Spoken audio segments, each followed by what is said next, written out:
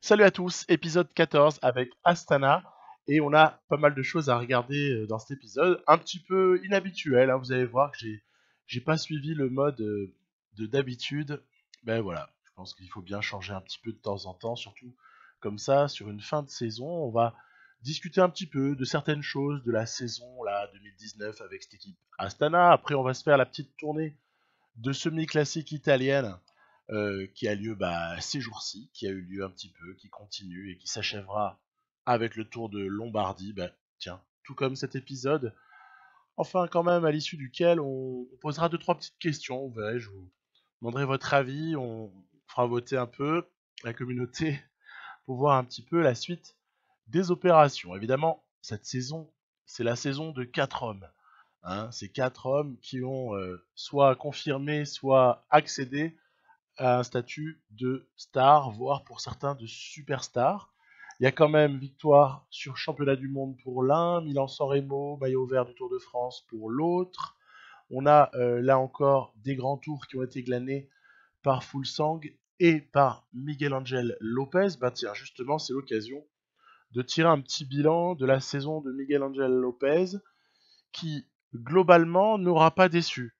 Après, dans le détail, il y a des choses qu'on peut un petit peu discuter, hein, et vous verrez, je ne vais pas me gêner pour le faire. Il y avait eu un début de saison qui avait été, on va dire, correct. Très correct, avec des places podium sur Paris-Nice, Tour UAE, avec un petit raté du côté de la Catalogne. Bon, voilà, ça arrive. Et puis après, par contre, sur le Giro et sur la Vuelta, quand on regarde ça, quand on regarde le bilan, on se dit waouh, le mec a été juste trop fort. Il a quand même chopé Giro Vuelta sur une année. Et après, quand on regarde un petit peu dans le détail, ce doublé Giro Vuelta, est-ce que Miguel Angel Lopez l'a obtenu de la même manière que j'aurais obtenu ça avec un Vincenzo Nibali, par exemple, ou bien Bernal, ou je ne sais pas moi, Christopher Froome, Geraint Thomas. Est-ce que Tom Dumoulin aurait gagné son Giro et sa Vuelta de la même manière? Voilà, j'essaie de trouver des Romain Bardet, Thibaut Pinot. Est-ce qu'on aurait obtenu les mêmes résultats avec d'autres coureurs et surtout est-ce qu'on les aura obtenus de la même façon? En fait vraiment pas. Alors les mêmes résultats on aurait pu, hein. On aurait pu les obtenir, mais par contre ce qu'on aurait vraiment vécu différemment avec un autre leader en montagne, c'est le fait qu'il y a eu un peu tout le temps besoin d'assister Miguel Angel Lopez, voire même de le materner. Et ça, c'est un truc que je retiendrai de cette saison 2019, c'est que d'accord, il y a le résultat à l'arrivée, mais le résultat avec une manière qu'on pourrait un petit peu discuter, dans le sens où, ok, ce Giro, en fait, on l'a obtenu comment? On l'a obtenu par un gros coup tactique sur quelque chose qui ressemble d'ailleurs au Tour de Lombardie qu'il y aura en fin d'épisode tout à l'heure, mais un gros coup tactique qui était cette petite façon de manœuvrer avec plusieurs mecs bien classés au général, de sorte à ce que Bernal se retrouve esselé, puisqu'il était venu avec une équipe faible sur le Giro, et on s'en souvient qu'il soit obligé de travailler lui-même, ne trouvant ainsi pas d'alliés de circonstance. On pense notamment à Kelderman ou au Movistar qui auraient pu, mais qui n'ont pas aidé, et au final on a un Bernal qui craque, mais il craque face à une meute, il craque face à un trio, il craque pas face à Miguel Angel Lopez intrinsèquement. Parce qu'on les met l'un contre l'autre sans rien autour. Bernal, il lui met 6 minutes sur le Giro à Lopez. Donc c'est la victoire voilà, par équipe. Et c'est ce que je retiendrai aussi de cette saison 2019 là avec Astana, c'est le côté vraiment travail d'équipe. Je trouve que assez souvent, on n'a pas réussi à gagner des courses par le talent d'un seul coureur, mais plutôt par le travail des équipiers. En ce sens-là, par contre, du coup, la partie, elle est super marrante, parce que c'est quand même le principe du cyclisme, hein.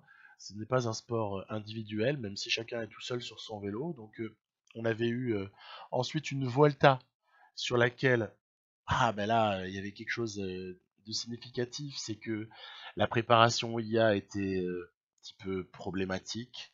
ce qui fait que pas mal de coureurs se sont fait piéger assez rapidement et ont perdu beaucoup de temps dans des étapes sur lesquelles ils devaient rien perdre, quoi. On pense notamment au team Ineos.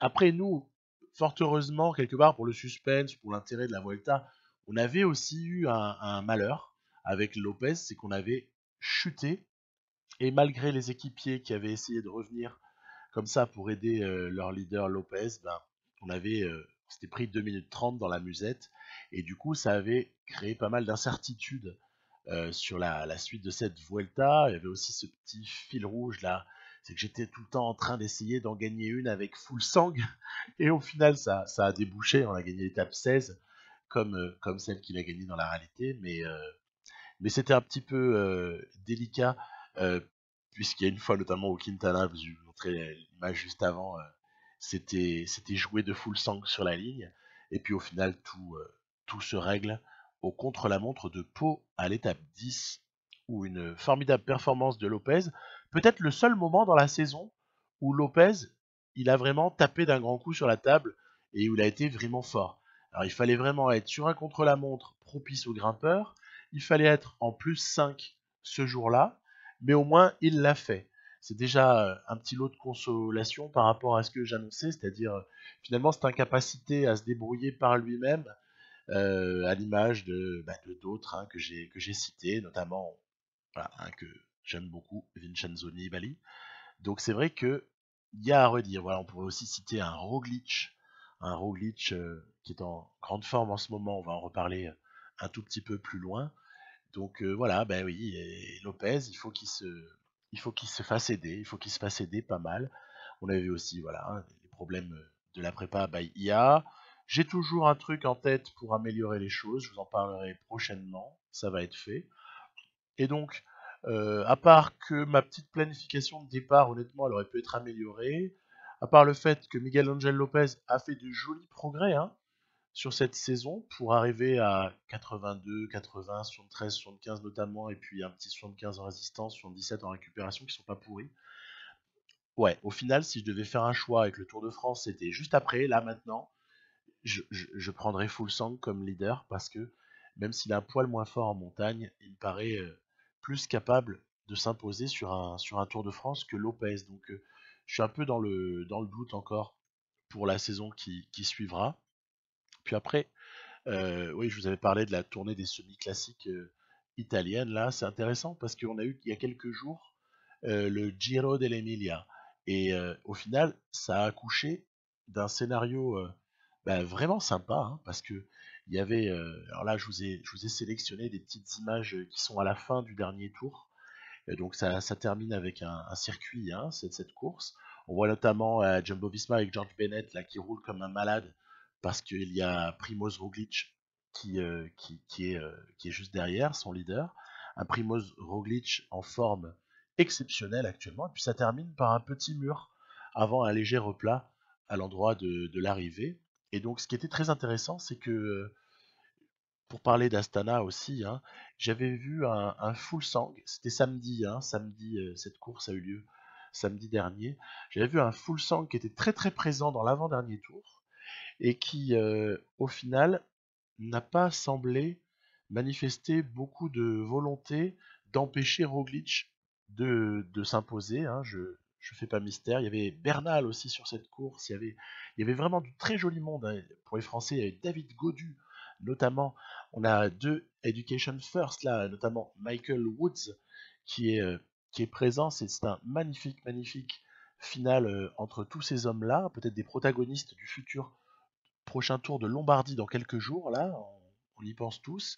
Et Roglic, en fait, va faire péter une accélération, mais juste magnifique, magnifique, et va s'imposer en solo. Primoz Roglic, vainqueur du Giro dell'Emilia. Vous allez dire, ouais, c'est pas une course importante, etc.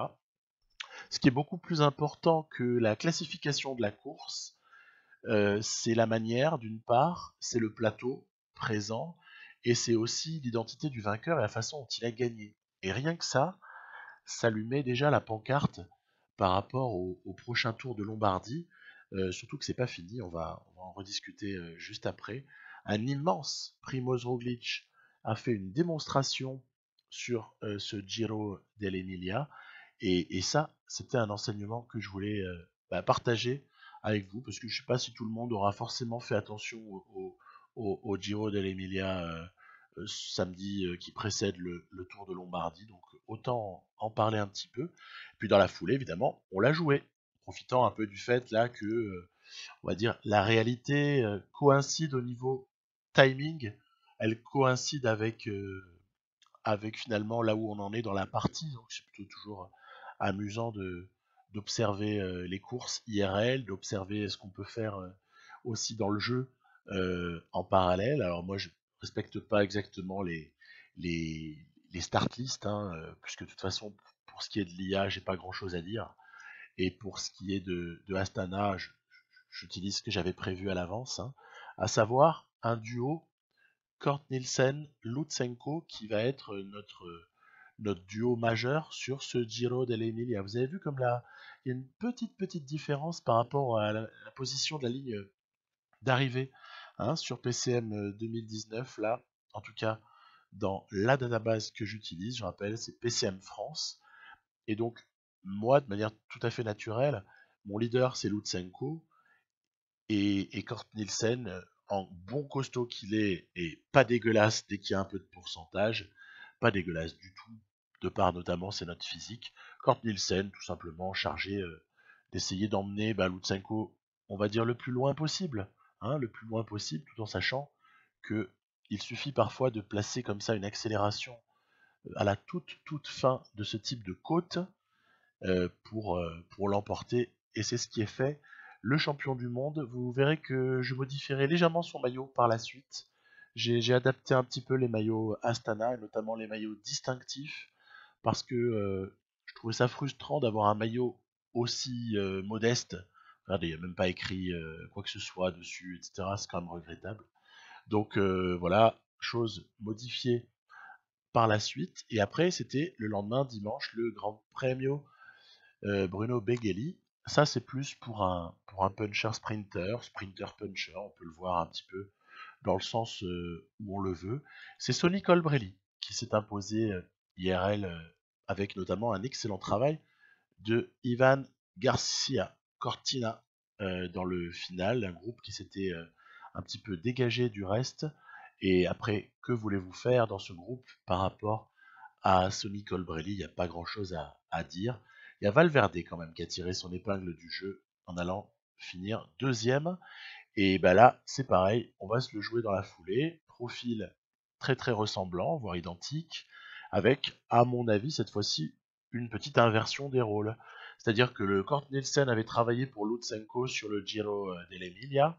On peut essayer de faire l'inverse sur ce Grand Premio Bruno Beghelli. Et donc, Lutsenko va être chargé d'emmener le plus loin possible Kort Nielsen qui devra à ce moment-là libérer toute sa pointe de vitesse pour s'imposer. C'est en tout cas le projet. Ça peut être toujours contrecarré parce qu'il y a quand même une certaine frange de bons coureurs, hein, toujours sur ces courses-là.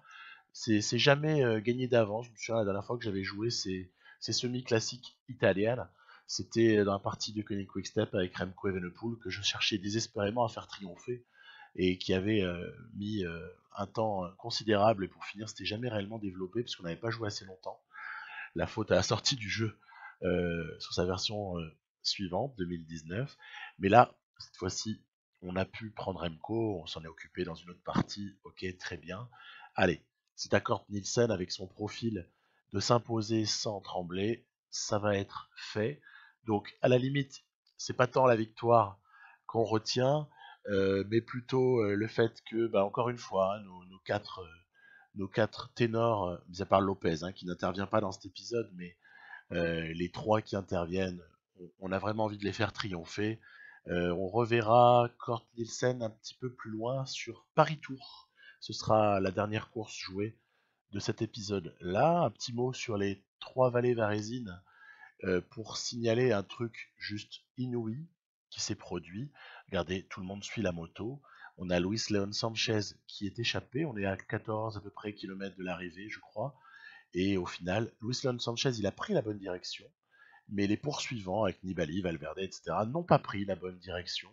Et Par contre, le peloton va reprendre après un travail acharné de l'ami Luis Leon Sanchez. Il va quand même être repris et il va se produire un truc qui encore une fois interpelle quoi. Qui interpelle parce que ça va sortir. La tour a été très important pour revenir sur le coureur d'Astana. Derrière, il y a Moscon qui en place une. Il y a Jakob Fuglsang qui a pris la roue. Et on aperçoit, mine de rien, un certain Primoz Roglic qui va y aller de sa petite attaque à 500 mètres de l'arrivée. Et, ben, en fait, à ce moment-là, il n'y a personne qui roule dessus. Voilà, ben, bye bye. Hein. Si vous laissez partir Primoz Roglic, qui est un des tout meilleurs rouleurs du monde, à 400-500 mètres de l'arrivée, ben, vous le revoyez pas, tout simplement. Donc c'était assez marrant de voir la manière dont cette course s'était produite. Il y avait surtout l'incident de l'erreur de parcours. C'était vraiment un truc incroyable. J'y suis pas allé réellement. Hein. J'ai vu une équipe totalement remaniée parce que j'avais quand même d'autres choses en tête et que je veux pas fatiguer mes mecs. On passe à Milano-Torino pour une course que là on va disputer, sur laquelle on s'aligne plutôt avec une bonne équipe. Hein. Et par contre, ouais, je sais pas mis les images de la victoire de Michael Woods et qui pour le coup a réalisé un magnifique, magnifique fin de course. Hein. C'est génial. Aussi le petit français David Gaudu qui a été essentiellement au panache. Ouais, David Gaudu, il fait 5 et puis au final, il peut un peu se mordre les doigts, hein, parce que peut-être en étant un petit peu plus gestionnaire, avec les jambes qu'il avait l'air d'avoir, il y a peut-être moyen de faire bien mieux que 5. Titige Benoît quatrième, ça c'est la petite dédicace pour les gens qui estiment que Benoît n'est pas un bon grimpeur. Vous regarderez le classement final, vous verrez devant qui est-ce que Benoît est situé.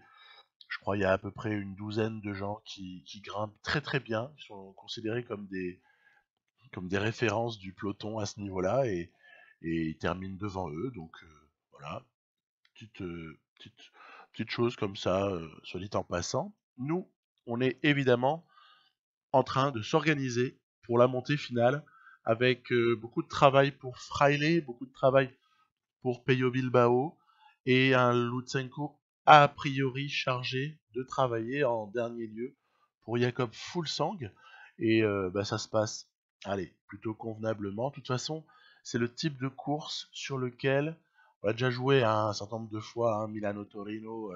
C'est quand même la plus vieille épreuve du calendrier, c'est énorme. Donc, waouh, la plus vieille classique, ce Milano-Torino, c'est un truc vraiment qui mérite d'être fait, hein, je trouve, même si elle n'est pas au World Tour, peu importe. Lutsenko, travail pour Jakob Fuglsang, attention, ça peut revenir de l'arrière, avec notamment Geraint Thomas, que vous voyez apparaître. Voilà, c'est peut-être donc l'occasion, en effort curseur, pour Jakob Fuglsang de produire son effort.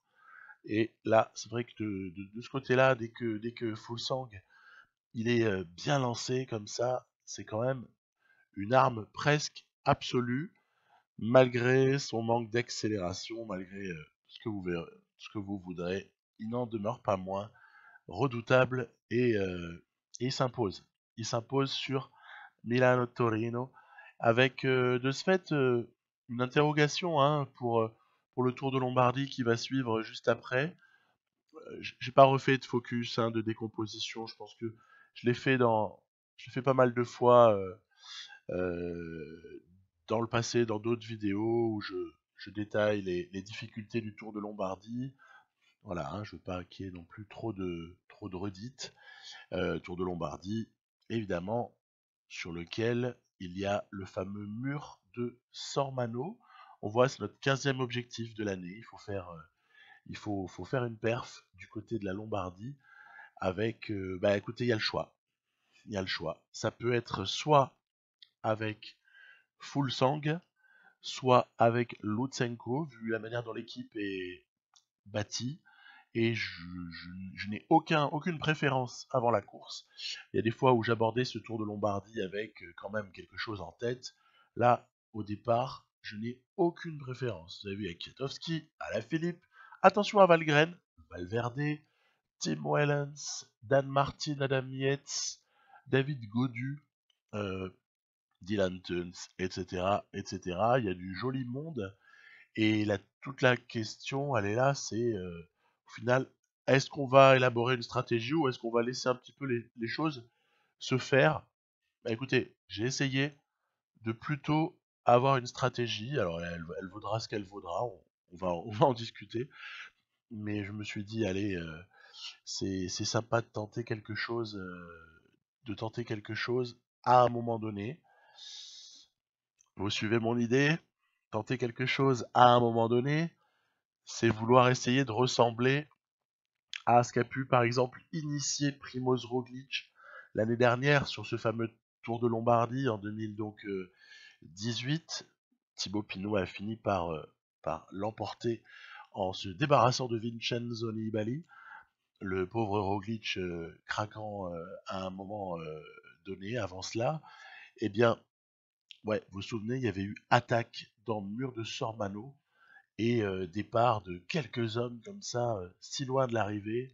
C'était assez énorme. Je crois que ça fait entre 45 et 50 km de l'arrivée. Hein, donc c'est sympa hein, d'essayer de faire ça. Ben, on va essayer de le faire. On va essayer de le faire. Il n'est pas dit que Pro Cycling Manager nous permette de vraiment l'emporter avec ce type de stratégie, mais qui ne tente rien n'a rien. Donc c'est parti. J'ai donc fait beaucoup rouler Fraile. Vous verrez ensuite Bilbao, c'est là intervenir et enfin, bah, attention le choix. Qui est-ce qui va partir? Bah, pour l'instant personne parce que on va essayer déjà de marquer l'adversité avec un beau relais de Jakob Fuglsang. Ok, avec Lutsenko qui est calé. Et puis, à un moment donné, on va se décider, on va se dire, allez Jacob, c'est pour toi mon grand, c'est toi qui vas partir. Et pourquoi je fais ça? Parce que honnêtement, j'aurais pu tenter exactement l'inverse. Sauf que là, on est dans les très forts pourcentages. Très fort pourcentage du mur de Sormano. Il y a même un passage à 22% là. On y est plus ou moins. En tout cas, c'est exactement à cet endroit-là.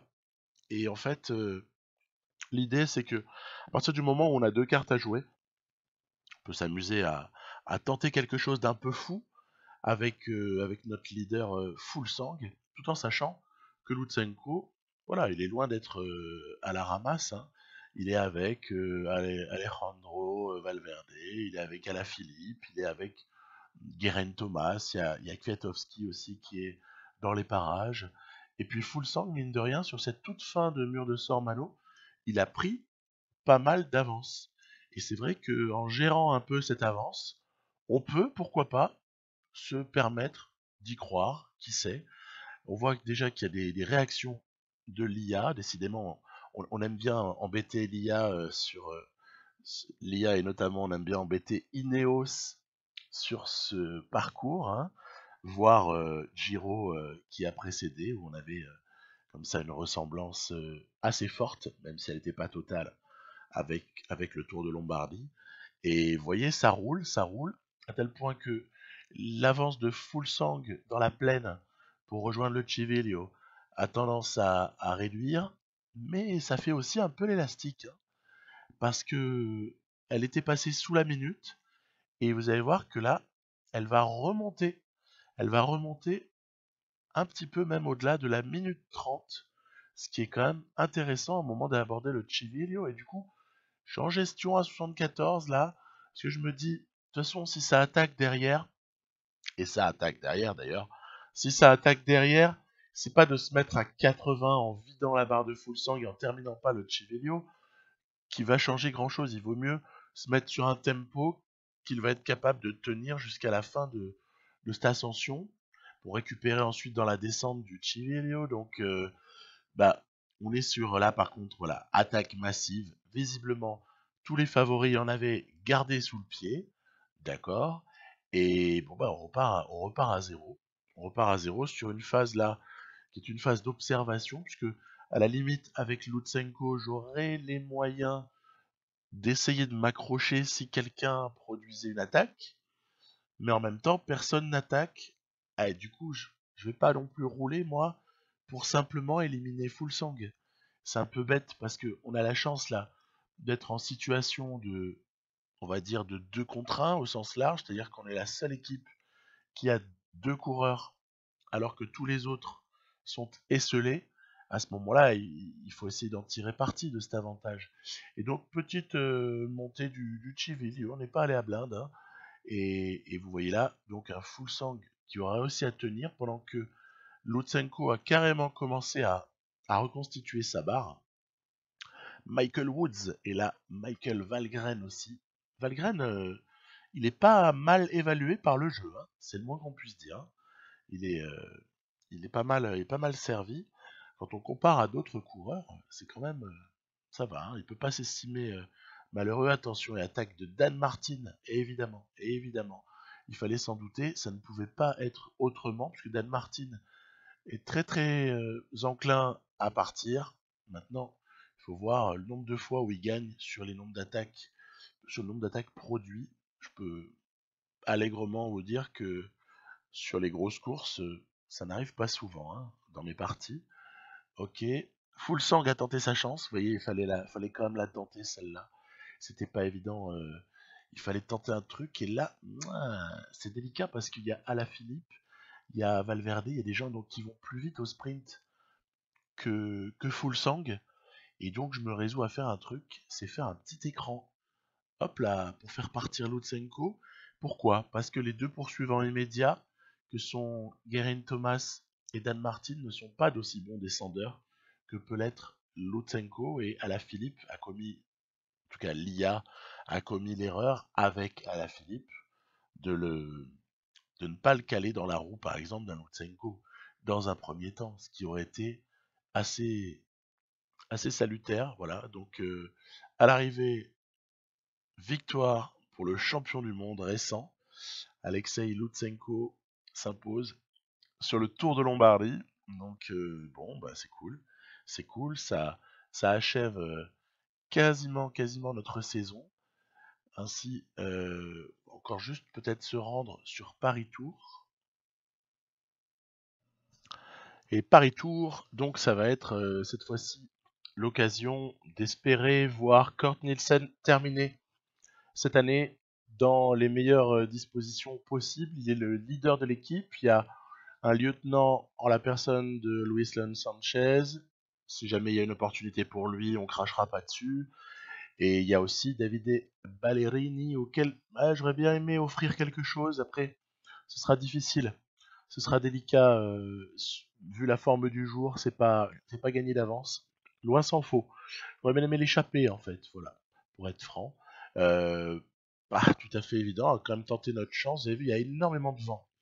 T'as un Paris Tour avec des rafales et notamment des cassures aussi qui sont soit provoquées par des accélérations. On peut citer AG2R, il y a aussi Groupama FDJ qui roule pas mal. Il y a Bora aussi qu'on a vu assez actif. Peter Sagan est là, Corandon. Il ira à un moment donné de sa petite accélération. Il y a Mathieu Van Der Poel. Il y a comme ça, voilà, quelques très très grands noms.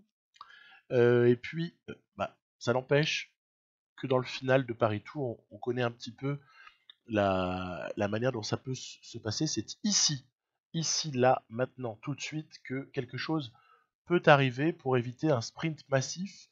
J'avoue que j'aurais rien contre le fait d'éviter le sprint massif parce que sur le sprint massif, Sagan, Van Der Poel démarrent, sont supérieurs à Kurt Nielsen, donc peut peut-être plutôt essayer de faire autre chose. Vous avez vu, j'ai quand même essayé avec Davide Ballerini, mais Oliver Nassen est très très présent.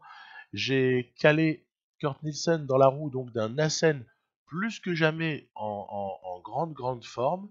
Ça va se jouer entre les deux, hein. Derrière, plus personne semblait avoir réellement l'essence pour suivre. Nos équipiers ont lâché, c'est normal. Et donc j'ai essayé de le surprendre. J'ai essayé de surprendre Nassen pour que ce dernier ne puisse surtout pas se cacher dans notre roue. Et donc, en fait, les deux sont cramés. Voilà. Cortesen, il en peut plus. Nassen, il en peut plus. Et à partir de là, il n'y a plus qu'à lever les bras. Ok, pour une victoire qui restera pas non plus dans les annales, mais au moins on l'a prise. C'est tout ce qui comptera cette fois-ci. Par contre, ceux qui viennent compléter le top 5 sont quand même de très jolis noms. Voilà. Alors, c'est le moment de passer à la dernière partie de cette vidéo. La dernière partie, c'est une question, une vraie question qu'il faut se poser. Je vais vous en parler un petit peu. On a eu une année assez pleine de réussite, puisque les 3 grands tours sont chez Astana, avec notamment des petits compléments du type maillot vert pour Kurt Nielsen sur le Tour de France avec des victoires d'étape. Ok. On a eu un succès relatif, parce qu'il y a eu des choix qui ont été faits au niveau, par exemple, Dauphiné, Suisse, Pologne ont été des impasses. Donc les épreuves par étape World Tour n'ont pas été forcément notre cible prioritaire. On aura eu un succès inespéré. On aura eu Lutsenko qui vient comme ça s'imposer au finish devant Michał Kwiatkowski. Ça se voit pas super bien, hein. C'est comme dans la vidéo précédente où ça se voyait pas des masses. J'ai réussi à isoler une image sur laquelle il n'y aura plus aucun doute. Voilà. Donc j'ai décomposé, et là on voit très clairement que oui, Lutsenko a franchi la ligne devant Kwiatkowski, mais honnêtement, c'était loin d'être évident à vitesse réelle. Pour être franc, je croyais avoir perdu à ce moment-là. Les championnats nationaux nous offriraient un Søren Kragh Andersen qui nous rejoint hein, dans l'absolu, champion du Danemark notamment. On a réussi à prendre 2 monuments, j'ai presque envie de dire, et demi sur 3. On a eu un Liège-Bastogne-Liège de toute beauté. Hein. C'était vraiment, pour moi, une des toutes belles courses de cette année dans cette partie. Lutsenko qui commençait à montrer de plus en plus le bout de son nez sur les classiques. C'était avant le championnat du monde. Et puis en plus, il allait chercher la Lombardie derrière. Des victoires, finalement, allez, ça va quoi. 15, 10, 10, 12 pour nos 4 hommes forts. C'est correct. C'est correct. C'est pas non plus les 32 victoires de Van Der Poel, ou, etc. Donc, ma question, stop ou encore, est-ce que vous souhaitez, vous qui regardez ces vidéos, est-ce que vous souhaitez une saison 2020 avec Astana, une saison dans laquelle on aurait par exemple l'occasion d'essayer, bah oui, d'engranger quelques victoires supplémentaires, peut-être avec plus d'ambition sur les classiques, puisqu'on aura une équipe un petit peu mieux fournie autour de Kurt Nielsen, Lutsenko, mais aussi Mats Pedersen ou encore Kragh Andersen, avec aussi quelques coureurs super intéressants qui nous rejoignent. Vous voyez que, pour rappel, j'avais quand même un petit peu fait mon marché chez Trek, d'où la question, hein, est-ce que je fais un 2020 avec Astana, ou est-ce qu'à la place, je simule une année 2019 et je fais une année 2020 qui démarre avec Trek Segafredo, tant qu'à faire, ou avec une autre équipe. Je vous laisse complètement vous exprimer. Je prendrai la majorité des votes, et bah, je vous dis à bientôt. N'hésitez pas à laisser votre avis. Je vous dis à plus pour la suite ou autre chose. On verra bien. Bye bye.